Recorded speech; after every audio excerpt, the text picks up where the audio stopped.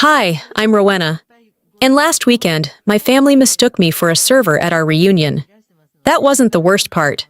They laughed at my scar, erased me from a family photo, deleted my name from a tribute video, called me Vera's plus one at a luncheon where I was the keynote.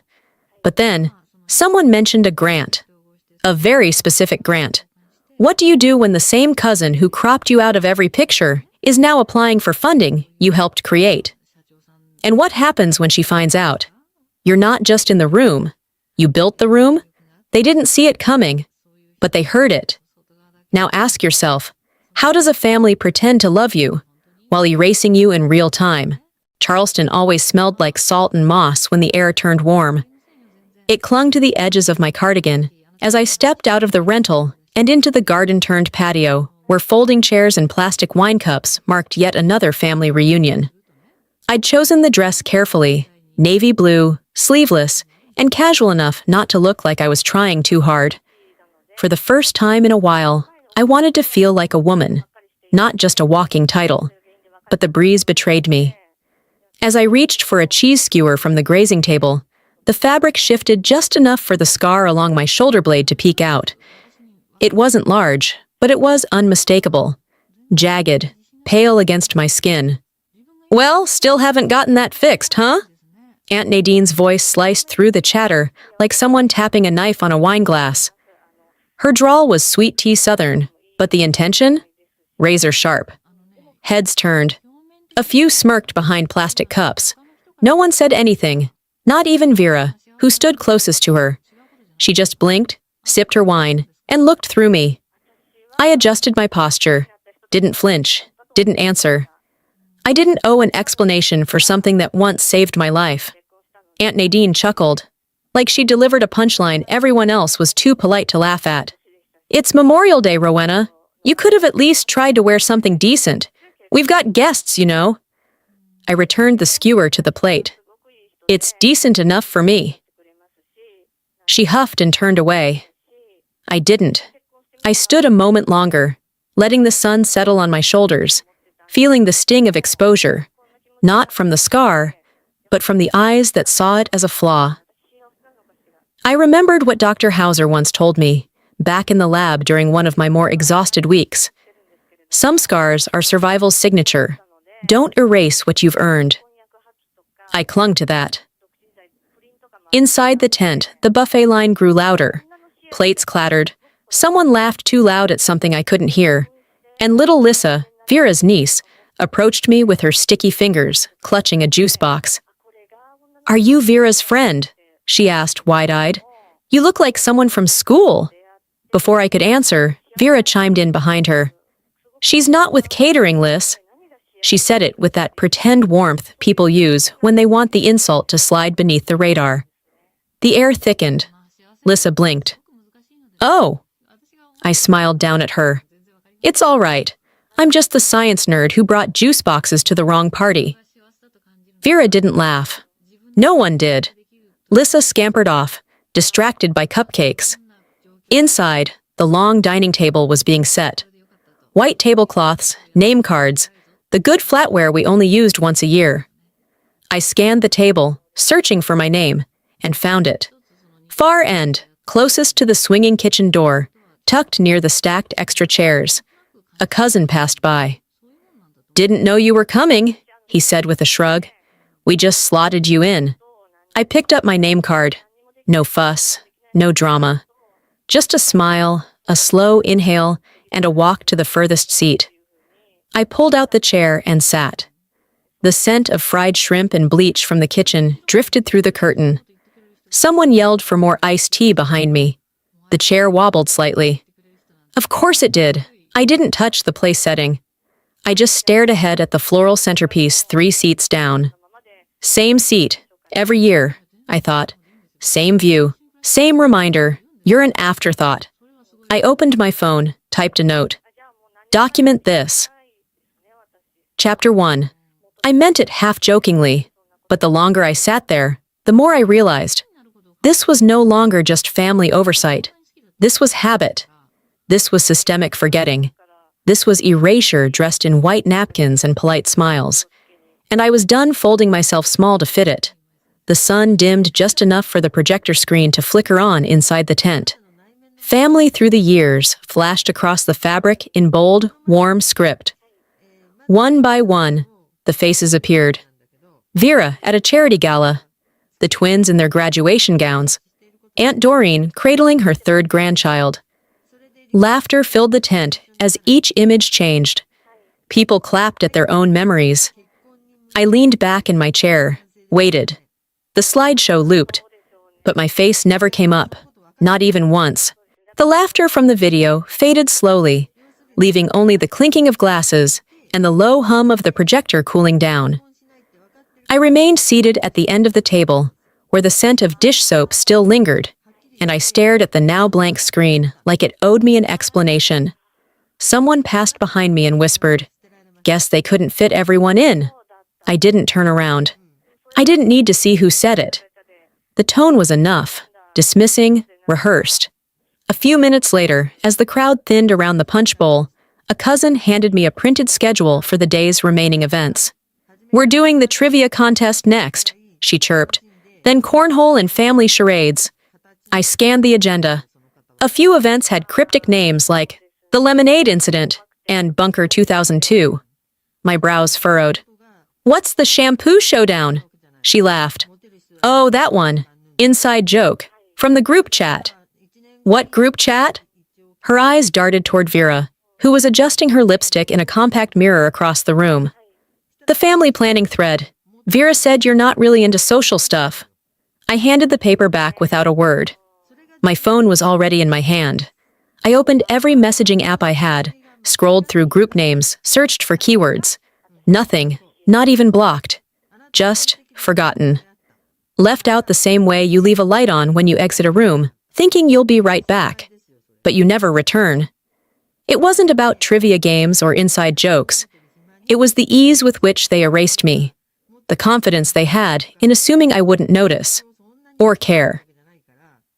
I'm not antisocial, I thought, slipping the phone back into my pocket.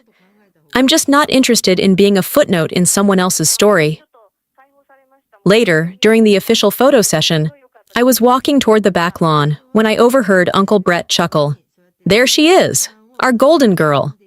I assumed he meant Vera before I even turned. Sure enough, Vera stood on the steps in a pale lavender dress that caught the wind just right. She held a wine glass in one hand and smiled like she'd rehearsed every angle. Several cameras flashed. Aunt Trudy added, "Vera, you really know how to carry yourself. Rowena, maybe you should take a few notes, sweetie." I kept walking, but Vera turned, eyes glinting as she lifted her glass. "It's all about presentation, right?" I stopped beside her, angled just enough so only she could hear me. "And substance," I said. "Don't forget that part." She didn't reply. She didn't need to. Her silence was a language I spoke fluently by now. I let them have their pictures. Let them memorialize the curated version of success, the one that smiled well and dressed better. But in my mind, I was already filing this moment away. Not as a failure, but as another data point. That evening, as the family trickled into the banquet hall for dinner, I grabbed a seat near the middle. I didn't want to fight for visibility anymore. Let them seat me wherever they thought I belonged. I knew better. A hush fell as the lights dimmed. The projector flickered back on. "Legacy in Motion," the title read, in a swirling gold font. Music swelled, soft piano, the kind used in hospital commercials and corporate videos about integrity. The montage began. Wedding shots, baby photos, diplomas, first houses, promotions, smiling faces, champagne toasts, more wedding shots. My heart rate slowed, not from peace, but from pattern recognition. I wasn't there, except once. One photo, taken from the far side of a church pew, caught the edge of my profile. Cropped so tightly, I could have been mistaken for a stranger, or an assistant.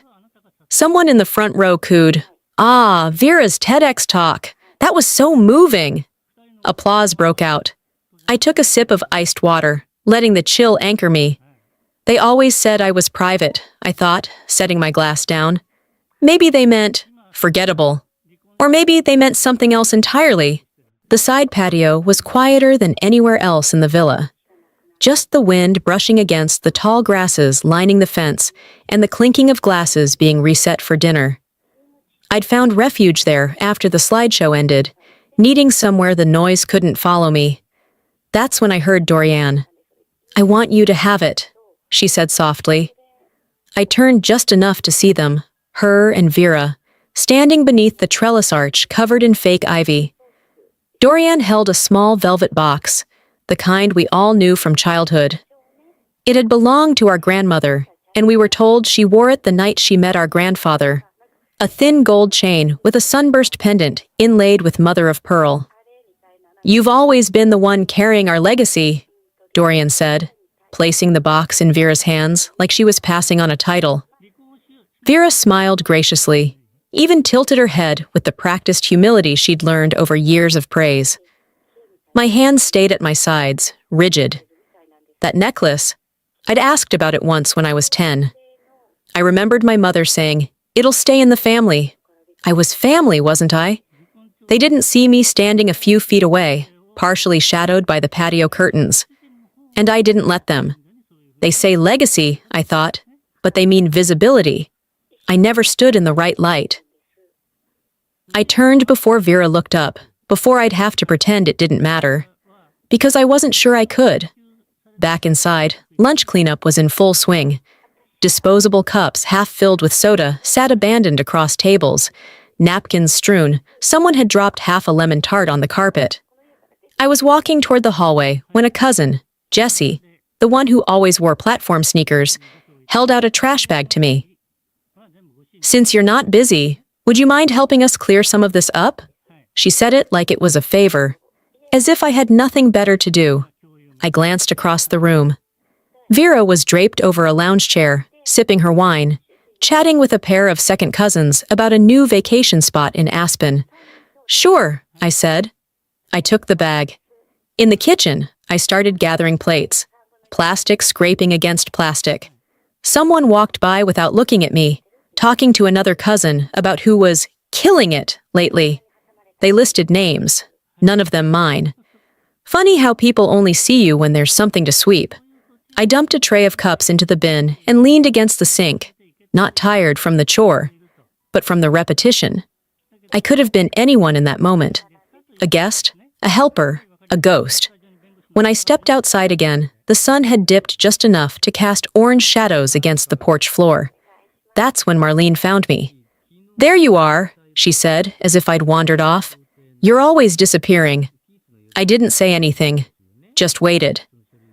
"I just wanted to make sure you're not upset about anything," she continued. "You know how these things are. Everyone's busy, and you don't have to prove anything to be part of this family." I turned slowly to look at her. "I'm not."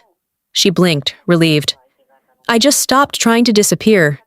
Marlene opened her mouth, then closed it. She looked down at her hands, fiddled with the hem of her blouse. I knew that talk. I'd heard variations of it my entire life. Said with a tilted head, with concern painted over discomfort. She meant well, but meaning well doesn't fix what's been broken repeatedly and handed back to you with a smile. How do you explain to someone, I thought, that silence doesn't mean acceptance? It just means you ran out of ways to ask to be seen. She patted my shoulder like that was enough.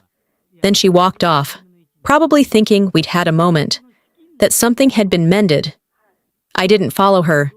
That night, in my guest room, I sat by the window with a pen in hand.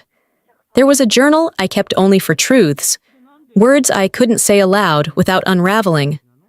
I flipped to a clean page and wrote exactly 3 words. No more shrinking. By early evening, the breeze off the beach had turned sharp enough to make napkins lift from plates. Dinner wasn't for another hour, but most of the family had already migrated toward the balcony for cocktails and light gossip. I stayed near the edge, letting the wooden railing press into my palms while watching the horizon flicker gold over the water. Sometimes quiet was the only thing that didn't lie. Dorian clinked her spoon against a glass, commanding attention with the same flair she once used at PTA meetings. "Before dinner starts," she said, smiling broadly, "I thought it'd be lovely if Vera said a few words." There were murmurs of approval. Someone clapped. I didn't move. Vera rose effortlessly, her dress smooth, wine glass still in hand. She didn't need notes. She never had. "I just want to thank everyone for always being so supportive," she said. "Family is everything, and it means so much to be surrounded by people who believe in what I do, who understand how hard it is to balance being visible and being valuable." There were nods, a few hums of agreement. "And for those of us who maybe love science more than people," she added, with a smile that didn't quite reach her eyes. "Perhaps this weekend reminds us how important it is to stay connected. There's more to life than data and deadlines." The laughter was soft, almost polite. But it carried. Marlene looked at me then, just a flicker, and quickly looked away. I didn't flinch. I didn't sip my drink or excuse myself. I stood still and let the sting settle. They think silence means defeat, I thought.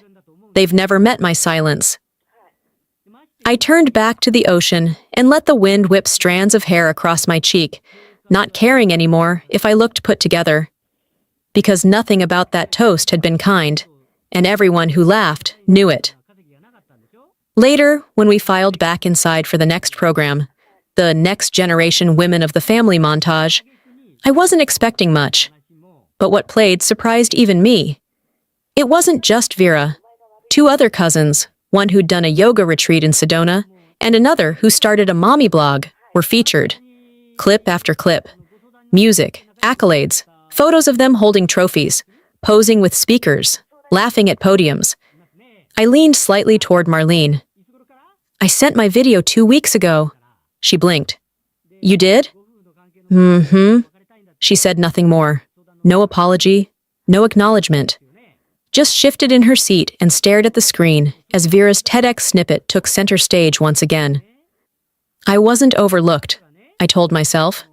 I was erased. It was deliberate, clean, surgical.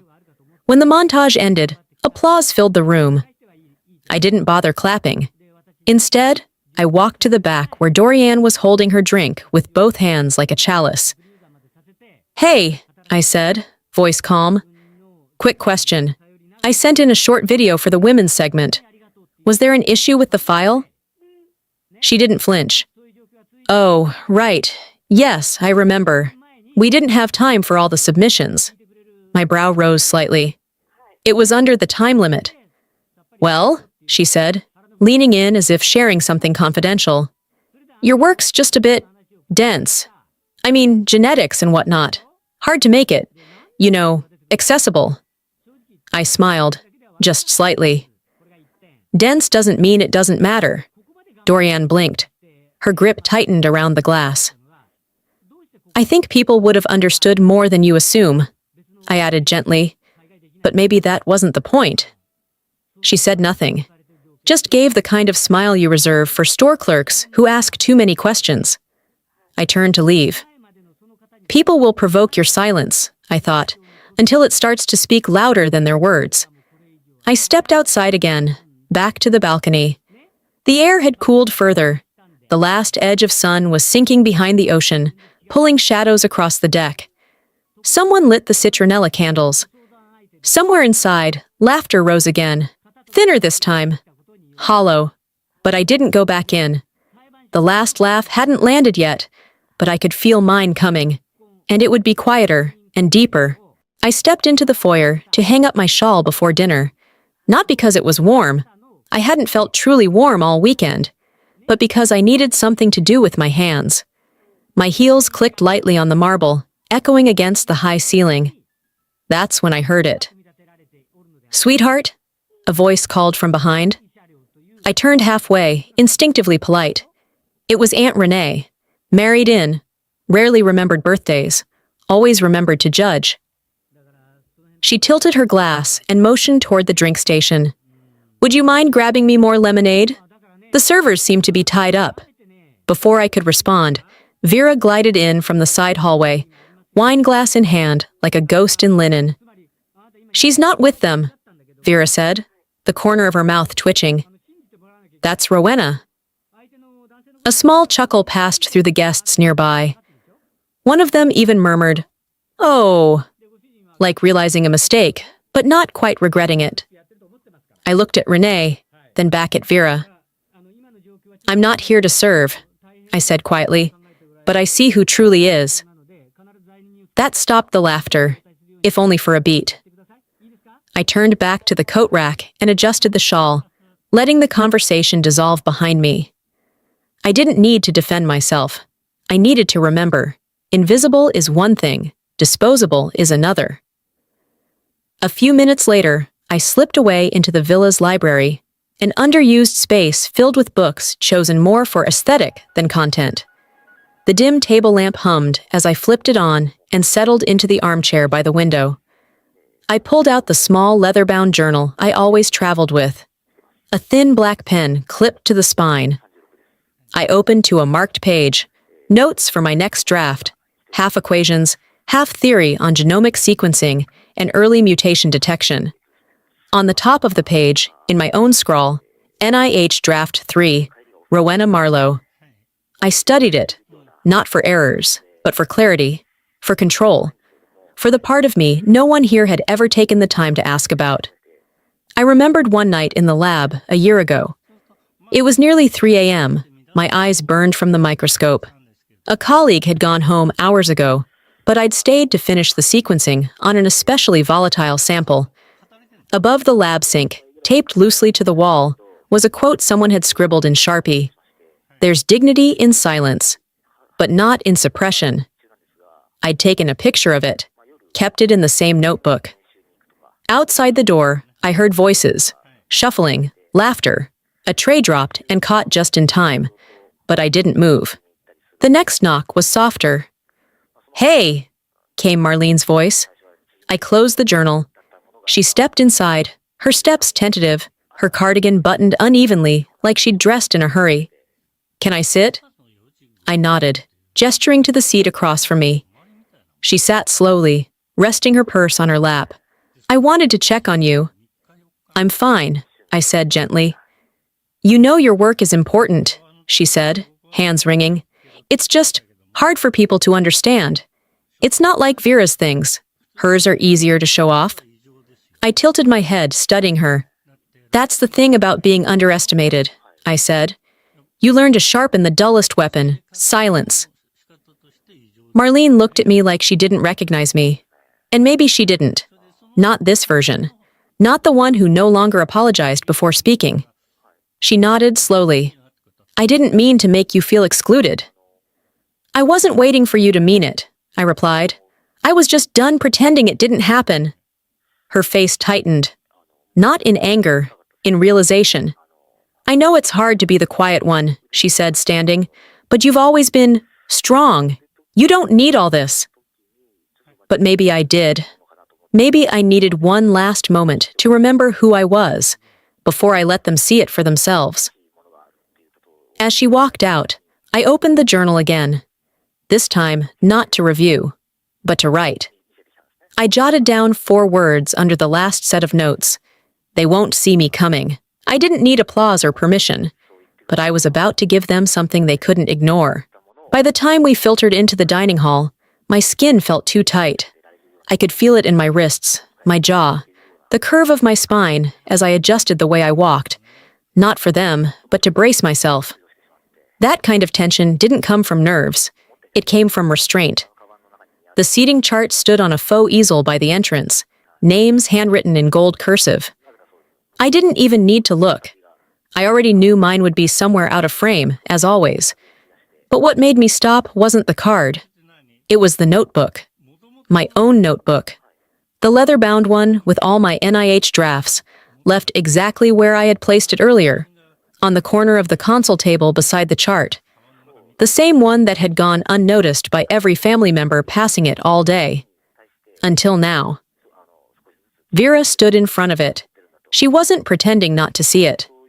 Her eyes were locked on the open page, the one I'd left intentionally exposed with the bold heading, Genomic Inheritance and Early Mutation Detection, Rowena Marlowe, PhD. She stared long enough that I could see her fingers twitch.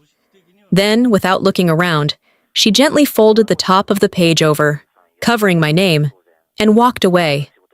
She didn't take it, didn't touch anything else, just turned and disappeared through the archway leading toward the bar. It wasn't ignorance.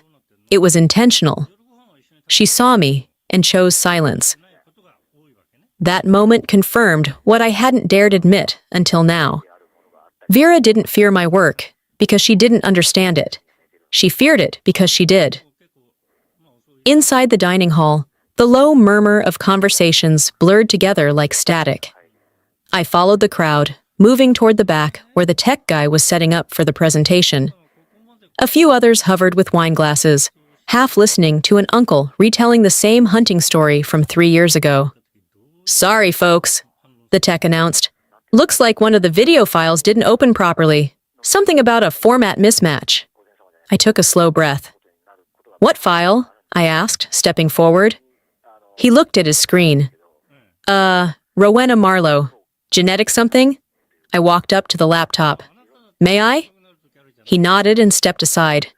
In 2 clicks, I found it. My file. Not corrupted, not unreadable. Just renamed, dragged into the trash folder. Not even deleted, just hidden, like me. I closed the screen gently, then turned around, not rushing, not raising my voice.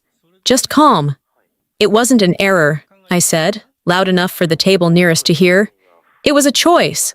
Chairs shifted, eyes turned. Someone whispered my name. Even Vera, seated elegantly near the center with a crystal glass of wine, froze mid-sip. For the first time all weekend, no one knew what to say. I walked back to my seat, but I didn't sit. I didn't need them to applaud. I just needed them to finally hear. After dessert, they played another slideshow. This time, a collage of family memories over the years. Vacations, holidays, birthdays. It should have been sweet. It should have been healing. But then a cousin leaned toward me and whispered, "Weren't you in that photo?" I looked up.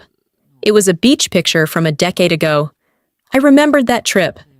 I remembered standing right next to Vera, sand in my shoes, laughing because a seagull had stolen her sandwich.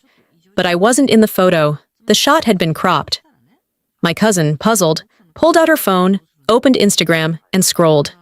"Here," she said, turning it to me. "You were right next to her." There I was, hand on Vera's shoulder, laughing. In the version on the screen, you'd never know. "There's a difference," I murmured, "between being forgotten and being removed." And that was the final thread. I looked around the room and didn't see family anymore. I saw an audience, and they were waiting for someone to take the mic. Dessert had been served. Pecan pie, lemon bars, a berry tart so perfectly arranged, it looked artificial. I barely touched mine. My appetite had checked out somewhere between the slideshow and the digital trash folder labeled with my name. The lights had been dimmed again for family memory night, Dorian's idea, as always. She stood with a photo book in hand, beaming, flipping pages like she was revealing gold leaf scripture. Everyone had a copy, leather-bound, heavy, smell of glue and pride. I cracked mine open slowly, scanning through the early pages. Births, graduations, weddings. Vera's section had an entire spread. Page after page of perfectly posed photos. A charity gala, ribbon cutting at a local tech hub, and a luncheon at NIH, the one I attended. And there I was. Well, part of me. In a photo clearly from the NIH event, Vera stood centered, head tilted in that way she practiced in reflective surfaces. And beside her, me, full frame, hands clasped, in a blazer, present. The caption read, "Vera and guest, NIH luncheon, Washington, D.C." My name wasn't there, not even wrong, just gone. It wasn't a typo. It was an edit, an intentional blur. A quiet cousin sitting beside me leaned closer. "Wait, that's you, isn't it?" I didn't answer. I calmly closed the book and set it down in front of Vera, who sat 2 seats away, chatting about spa retreats with someone too distracted to notice the shift in the room's temperature. She glanced down, saw the book, paused. I looked her straight in the eye. She said nothing. She didn't have to. I excused myself, sliding past chairs and half-finished pie plates until I was out on the villa's back deck again. The night was still, ocean wind, soft and deliberate. I reached into my clutch and checked my phone. One missed call. It was from Dr. Weiss. I called back immediately, voice low, posture upright. "Rowena," he answered, breath quick. "Just got out of the boardroom. You're confirmed. Keynote speaker, National Medical Symposium, and the youngest lead in our history." My hand gripped the rail as I looked out over the waves. "Thank you," I said. "You earned it." A pause. "We'll be sending formal details Monday, but you should know now. You beat out some big names." "Some of them I know personally," I said, eyes narrowing. "I figured you might." We ended the call, and I let the wind settle around me like armor. The door creaked behind me. Vera. She stepped onto the deck, barefoot, glass of champagne in hand. Her smile was light, but brittle. "Another presentation?" she asked, tone casual. "You really never stop, huh?" I didn't flinch. I met her gaze. "Some of us work in silence," I replied. "Others pose for the spotlight." She said nothing, took a sip and looked away. But her jaw had clenched. The door swung open again. This time, it wasn't family. It was one of the wait staff. A young woman, maybe early 20s, holding a tray of dessert forks. She hesitated, then stepped closer. "Excuse me," she said quietly, her voice nearly drowned by the waves. "Are you Dr. Rowena Marlowe?" I nodded, surprised. She glanced down quickly. "You probably don't remember me, but last year you responded to an email I sent. My daughter was misdiagnosed twice. You forwarded something to our doctor. It saved her life." My throat tightened. I wanted to say thank you. From behind us, conversation buzzed on the deck, but a few people nearby had gone quiet. I didn't respond right away. I just smiled and said, "You're welcome, and I hope she's doing well." "She is," she nodded. "Because of you." She returned inside. Vera still stood near the railing, but her expression had shifted, just slightly, like the foundation she'd built her comfort on had finally cracked beneath her feet. The recognition that mattered most, I thought, didn't need a microphone. I turned toward her, calm, steady. "You can erase my name," I said, low but firm, "but not my work." The dining hall looked different when people were waiting for applause. There was a tension in the air, not anticipation, but obligation. As if clapping had become muscle memory for this family, something they did on cue, regardless of who stood at the front of the room. The legacy honors portion of the evening was in full swing. Dorianne stood behind the podium, floral scarf fluttering with each gesture. Her voice rang clear through the speakers. "And now, to honor her contributions in public outreach and modern storytelling, we present our next recognition to Vera Marlowe." Polite applause rolled across the room. Vera stood with practiced grace, offering humble nods as she made her way up. Her heels clicked against the floor with confidence born not of merit, but performance. She took the microphone like she was born holding it. "I'm just honored," she said with a soft smile, "to be part of a family that values visibility, values leadership, and most importantly, understands that communication is key, whether it's through a platform, a podium, or just presence." Subtle glances shot my way. I didn't blink. "And of course," she continued, "I have so much respect for everyone in our family who's working behind the scenes, even if what they do isn't always easy to explain." Laughter, low and knowing. And that was my cue. I rose slowly, not rushed, not emotional. I didn't look to the host. I didn't ask for permission. I simply walked toward the front, past confused expressions and half-finished dessert plates. Dorianne reached for the mic, as if unsure whether to stop me. But I didn't need it. They said earlier they couldn't summarize my title, I began, projecting just enough, because it hasn't been done before. Silence stretched. I am the youngest lead researcher in the history of the National Genomics Institute. Forks froze mid-air. Let me repeat that, for those who might have missed it while skimming resumes. Not youngest woman. Not youngest from this state. Youngest, period. You could have heard a pin drop between the sound of Vera's breath catching and the weight of the room recalibrating itself. I turned and walked back to my table without another word. It wasn't said in anger. It was said like closing a door behind me. I sat, picked up my water glass, and took a sip. Marlene stared at her napkin. A few cousins blinked too often. Then came a voice from the side of the room. A woman, mid-40s, elegant in a blue wrap dress, stood from a table near the back. "Excuse me," she said. "I'd like to add something." Dorian looked startled. Vera looked annoyed. "My name is Odessa Blair, medical director at St. Andrew's Children's Hospital. Some of you don't know me, but I know Rowena." Heads turned. Her research saved our department millions in misdiagnoses. We've implemented her model for our last 12 pediatric cases, successfully. No one clapped, but everyone heard. Vera's jaw tightened. She stirred her drink with a slow circular rhythm, eyes fixed downward. I nodded at Odessa with quiet gratitude. Nothing dramatic, no fanfare. Just respect returned to where it was earned. Because truth, when spoken by someone else, always lands harder. No one said anything for a full 10 seconds, and in family terms, that's a century. No backhanded compliments, no forced pivots, just nothing. Eventually, someone coughed, a fork dropped, and then, like air leaking from a balloon, people began moving again, scooting chairs, refilling drinks, trying desperately to reset the atmosphere. But they couldn't. Vera returned to her seat like a guest at her own wedding, nodding without smiling. Her mother glanced toward me briefly, then away, lips pressed into a line so tight it might as well have been a zip tie. No one clapped. No one needed to. That silence was louder than their praise had ever been. I didn't plan to steal the room. I planned to leave it. But first, they had to see what they tried to erase.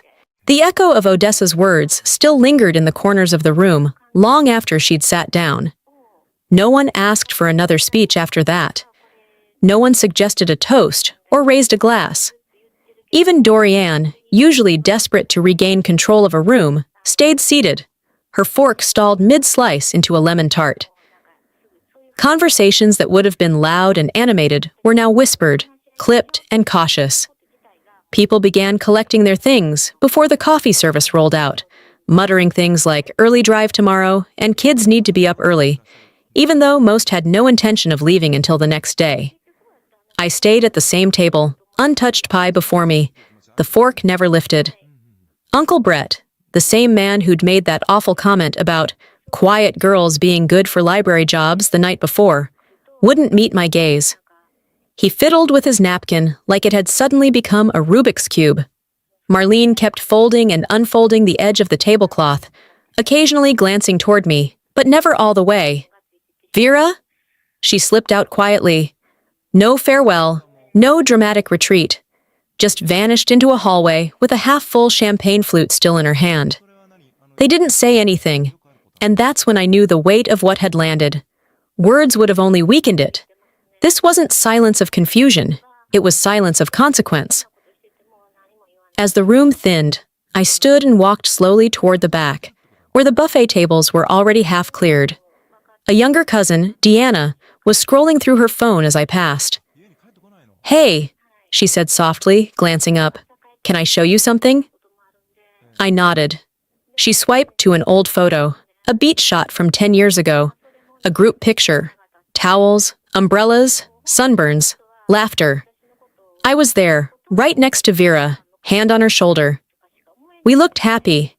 Then she pulled out the photo book from earlier. Same photo, except I was gone.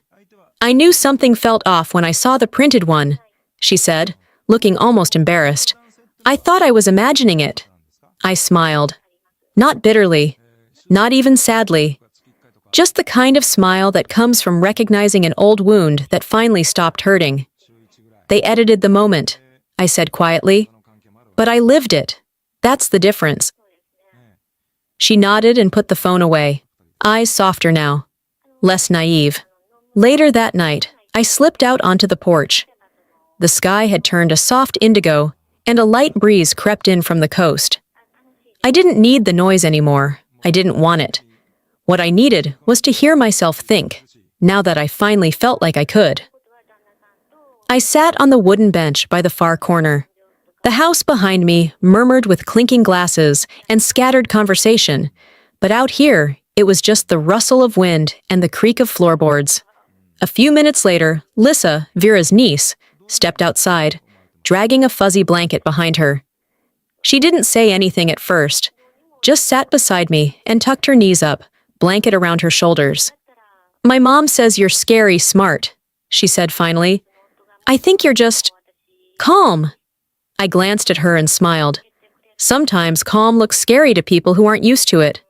She giggled, then fell quiet again, content just to sit. From where I was, I could see the last of the headlights pulling out of the driveway. The taillights blinked once, twice, then vanished around the bend. For the first time all weekend, no one tried to interrupt me. No one corrected me. No one forgot me. They simply let me be.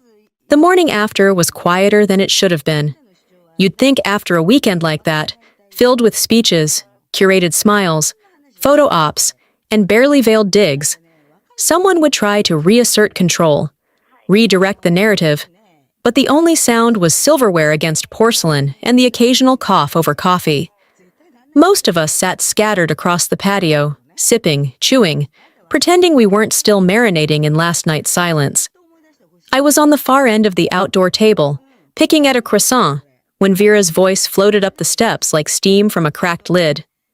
"I'm putting in my application this week," she told Dorian, loud enough for the group. "For that Genomics Initiative grant. Major funder, big name. It's going to put my program on the map." Dorian nodded like she was at a press conference. "That's amazing, sweetheart. You deserve it." I kept my eyes on my plate for a moment longer, then wiped my hands with the napkin and stood, walking slowly toward the carafe of coffee next to where they stood. "That's wonderful," I said, pouring a cup for myself. "I helped write the funding structure. My name's on the board that reviews submissions." Silence. Not stunned silence like the night before. No, this one was different.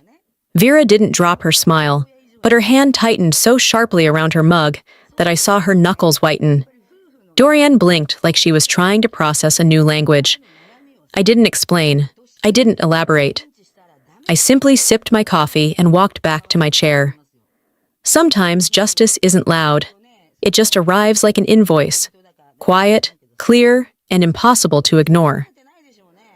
Before I left the villa that morning, I passed through the lounge one last time. A few people were folding up board games. Someone was struggling with a suitcase zipper.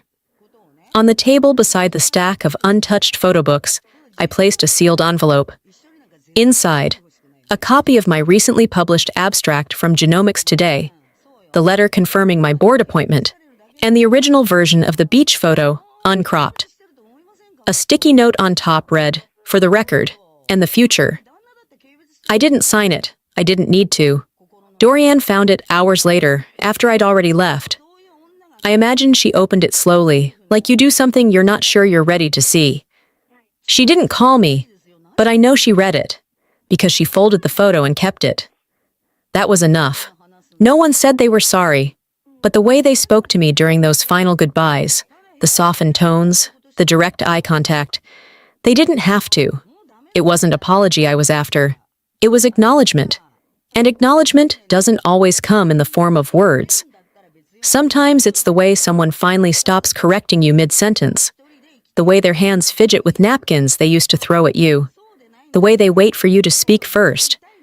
I didn't walk out of that villa with my head held high out of pride. I walked out steady because I knew they would never look at me the same again. I wasn't just the cousin with the complicated job title anymore. I was the cousin whose name they'd whispered for years, until they finally said it out loud. Recognition wasn't my reward. Liberation was.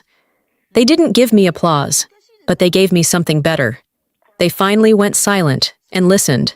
The next afternoon, the sun came in softly through the hotel window, casting long gold streaks across the foot of my bed. I was still in my robe, bare feet curled beneath me on the balcony chair, staring out at Charleston Harbor. The clink of cutlery from the sidewalk cafe below mixed with the hum of the wind. It was the first sound that didn't feel performative all weekend. The notebook sat open on the glass table, pages fluttering slightly.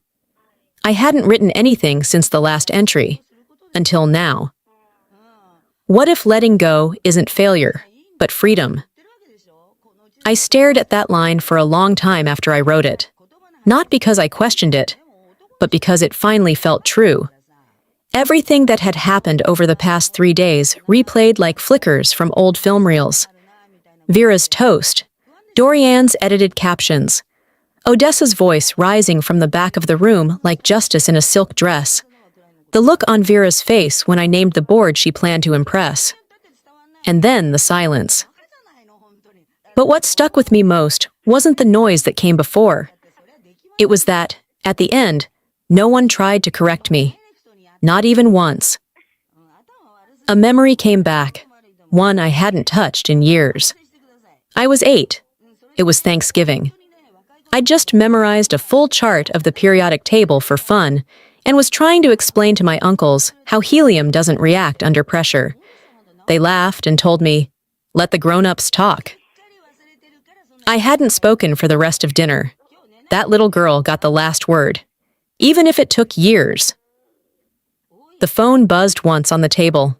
A voicemail, Marlene. I didn't rush to play it. I took a sip of coffee, let the breeze touch my skin. Then I pressed play. "Hi, Rowena, just wanted to check in. Hope you got home okay. I'm sure it was a lot. Well, take care." That was it. No apology, no clarity, not even an attempt at pretending to care about what had been said or not said. I played it again, not to hear her voice, but to confirm there was nothing beneath it.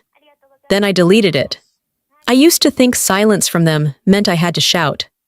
Now I know it means I'm no longer waiting. Across the room, my suitcase stood half open. A stack of papers rested on the desk, an updated grant proposal, a speaking invite, a blank note card I'd been meaning to reply to from a mentee asking how to survive in academia as the invisible one. I stood, walked to the desk, and reached for the picture frame I'd just picked up from the hotel gift shop. I slid a photo into it, the uncropped version of the beach trip from 10 years ago. My hand on Vera's shoulder, both of us mid-laugh. That photo wasn't for revenge. It was for context. Behind it, I tucked my latest research award letter. Not to flaunt, just to anchor it. Because the woman in that photo doesn't need to be in the center. She just needs to own her place. A soft ping hit my inbox. I sat down and opened my laptop. It was an invitation from a youth science mentorship panel in DC headline speaker. All expenses covered. They'd attached the flyer, "Mentorship that shapes the future." They had used my full name, no abbreviation, no edits. I clicked accept, and for the first time in a long time, it didn't feel like I was chasing anything. I wasn't trying to fix what they'd broken. I wasn't asking to be chosen. I had already chosen myself. I didn't walk away bitter. I walked away clearer and lighter. The lights backstage were soft, but I could still feel their heat. The quiet rustle of cue cards, distant echoes of voices bouncing off the high ceilings of the Washington, D.C. Conference Center. It all hummed around me like background radiation. Familiar, expected. I adjusted my lapel mic while a coordinator murmured something about timing. I wasn't listening. My eyes were on the edge of the curtain. Just beyond it, rows of chairs were filling, a few already occupied by sharp suits and even sharper reputations. Cameras prepped, lenses gleaming under the spotlights. And somewhere out there, Vera had found a seat. She wasn't supposed to be here. I heard her before I saw her. Heels, perfume, the quiet command in the way she moved through spaces as if they had been set for her. She didn't look at me immediately, just walked up to the mirror across the room, fixed a strand of hair, then turned. "You didn't even tell the family you were speaking," she said lightly, but the acid threaded beneath was familiar. "They knew," I said. "They just chose not to see it, like you." Her smile wavered, just for a moment. I didn't wait for a reply. The stage manager nodded. I stepped out onto the platform, not in anger, but in complete stillness.